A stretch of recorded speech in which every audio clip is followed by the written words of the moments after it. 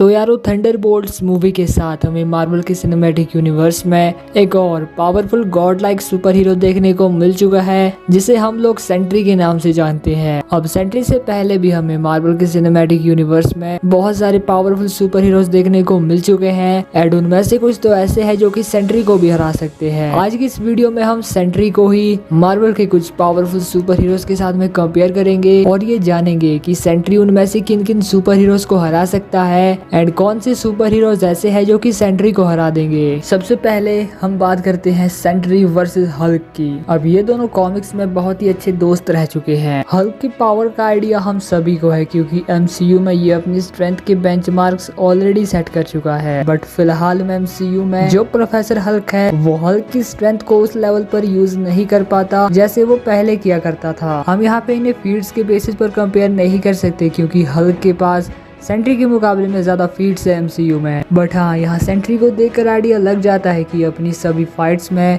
वो बहुत ही ज्यादा होल्ड बैक कर रहा था। वो अपनी 1% से भी बहुत ही कम पावर का यूज एंड अगर स्ट्रेंथ में हम इन दोनों को इक्वल भी रखे तो भी कोई गलत बात नहीं होगी। ये दोनों ही ह्यूमन मेड वेपन्स को सरवाइव कर चुके हैं बिना किसी डैमेज के। बट यहाँ पे सेंट्री के पास कुछ एबिलिटीज ऐसी भी है जो कि हल्क पोजेस नहीं करता। जैसे सेंट्री फ्लाई कर सकता है, वो हल्क से ज्यादा तेज भी है। सेंट्री के पास टेलीकाइनेटिक पावर्स भी है जिससे कि वो हल्क को बहुत ही ज्यादा परेशान कर सकता है। हल्क के पास एमसीयू में हमें फिजिकल स्ट्रेंथ के अलावा और कोई पावर देखने को अभी तक नहीं मिली है, बट यहाँ पे सेंट्री के पास बहुत सारी एबिलिटीज है और प्रेजेंट टाइम में हल्क अपनी सबसे बड़ी ताकत यानी अपनी एंगर को खो दिया है। इसीलिए मुझे लगता है कि सेंट्री हल्क से थोड़ा आगे है इस बैटल में। अगर हम कैप्टन मार्वल से सेंट्री को कंपेयर करते हैं तो मैं पहले ही बता दूं, यहाँ हम कॉमिक्स की बात बिल्कुल नहीं कर रहे, बट एमसीयू में अभी के टाइम पे कैप्टन मार्वल के पास वो सारी पावर्स हैं जो कि सेंट्री पोजेस करता है। इनकी बहुत सारी एबिलिटीज आपस में मैच करती है। ये दोनों ही बहुत ज्यादा हाई स्पीड में फ्लाई कर सकते हैं एंड यहाँ पे कैप्टन मार्वल ने थैनोस जैसे सुपर विलन्स को भी हराया है। फिजिकल पावर्स में अभी के लिए हम इन दोनों को इक्वल रख सकते हैं, बट अगर यहाँ पे हम देखें तो कैप्टन मार्वल के पास भी कोई ज्यादा फीट्स नहीं है। अभी तक उसने सिर्फ एक ही पावरफुल सुपर विलन को बराबरी की टक्कर दी है और वो है थैनोस। इसके अलावा कैप्टन मार्वल ने जिन भी सुपर विलन्स का सामना किया वो उतने ज्यादा पावरफुल नहीं थे एंड यहाँ पे सेंट्री के पास कैप्टन मार्वल जैसी पावर्स होने के बाद भी बहुत सारी ऐसी एबिलिटीज है जो कि कैप्टन मार्वल पोजेस नहीं करती। यहाँ पे सेंट्री के पास टेलीकाइनेटिक एबिलिटीज भी है जो कि कैप्टन मार्वल की एक बहुत ही बड़ी वीकनेस है। वांडा ने भी अपनी टेलीकाइनेटिक पावर्स से कैप्टन मार्वल को बहुत ज्यादा परेशान किया था। अब ये हम सभी ने देखा है कि कैप्टन मार्वल अपनी पावर से एक सूरज को भी जिंदा कर चुकी है, बट अगर आप मूवी को ध्यान से देखोगे तो उसमें बताया गया था कि सेंट्री के पास 1000 सन्स की पावर है और ये एक चीज उसे कैप्टन मार्वल से बहुत ही ज्यादा पावरफुल बना देती है एंड इसलिए यहाँ पे कैप्टन मार्वल के पास भी ऐसा कोई तरीका नहीं होगा जिससे कि वो सेंट्री को हरा पाए। अभी के लिए इन दोनों की बैटल में 50-50 चांस है दोनों के पास विन करने के। बट अगर हम सेंट्री का comparison God of thunder Thor से करते हैं, ये दोनों ही कैरेक्टर्स कॉमिक्स में बहुत बार आमना सामना कर चुके हैं जहाँ पे दोनों ने ही एक दूसरे को हराया है। बट अगर हम एमसीयू की बात करते हैं तो वहाँ पे हमने थॉर को बहुत सारी मूवीज में देखा है।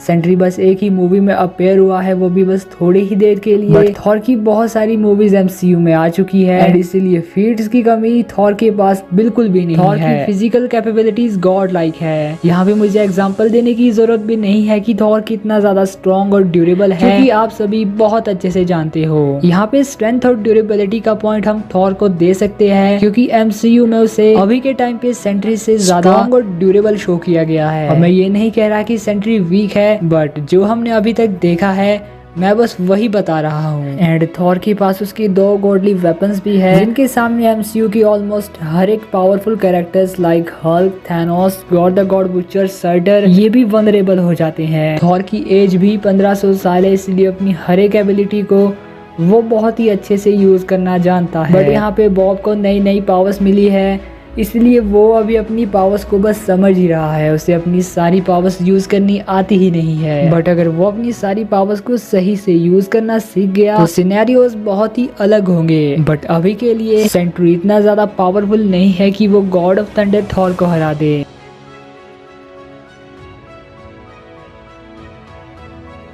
बट हाँ, सेंट्री के पास बहुत सारी एबिलिटीज होने की वजह से थॉर भी उसके सामने स्ट्रगल करेगा, but at the end of the day वो सेंट्री को हरा देगा। सेंट्री और थॉर के ऊपर मैंने पहले भी वीडियो बनाई है जो कि आपको मेरे चैनल पर मिल जाएगी।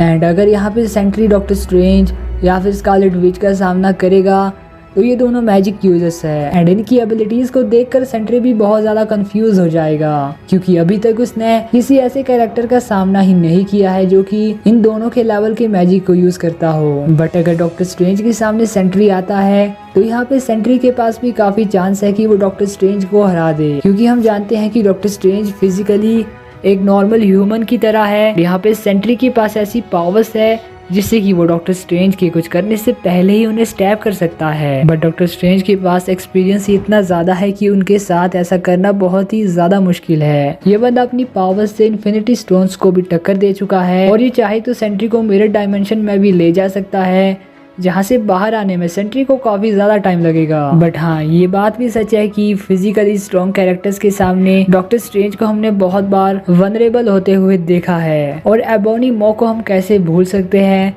जिसने अपनी टेलीकाइनेटिक पावर से डॉक्टर स्ट्रेंज को ट्रैप कर लिया था एंड वही सेम पावर यहाँ पे सेंट्री के पास भी है। इसीलिए 6 आउट ऑफ 10 टाइम इस बैटल में सेंट्री डॉक्टर स्ट्रेंज को हरा देगा। डॉक्टर स्ट्रेंज के बाद अगर हम यहाँ पे स्कारलेट विच की बात करें तो अभी के टाइम पे स्कारलेट विच फिलहाल एमसीयू में तो मर चुकी है, बट उसका लास्ट अपीयरेंस जब हुआ था एमसीयू में तब वो डॉक्टर स्ट्रेंज से भी ज्यादा पावरफुल थी। फिजिकली तो यहाँ पे सेंट्री ज्यादा स्ट्रॉन्ग है, बट स्कारलेट विच ने ऐसे बहुत सारे कैरेक्टर्स के छक्के छुड़ाए हैं जो कि फिजिकली उससे बहुत ही ज्यादा स्ट्रॉन्ग थे। एंड यहाँ पे स्कारलेट विच के पास भी टेलीकाइनेटिक पावर्स है सेंट्री की पावर्स को अपोज करने के लिए। बट स्कारलेट विच की जो सबसे बड़ी पावर आती है वो है उसकी रियलिटी मैनिपुलेशन, जिसे वो कितना ज्यादा हाई स्केल पे कर सकती है ये हम ऑलरेडी देख चुके हैं। अब यहाँ पे सेंट्री के पास भी इससे मिलती जुलती एक पावर है मॉलिक्यूलर मैनिपुलेशन, बट अभी उसे एमसीयू में शो नहीं किया गया है। तो फिलहाल यहाँ पे सेंट्री पावरफुल है, बट स्कारलेट विच को वो हरा नहीं सकता। वो अपनी पावर से उसे काफी ज्यादा टक्कर दे देगा, but at the end of the day Scarlet which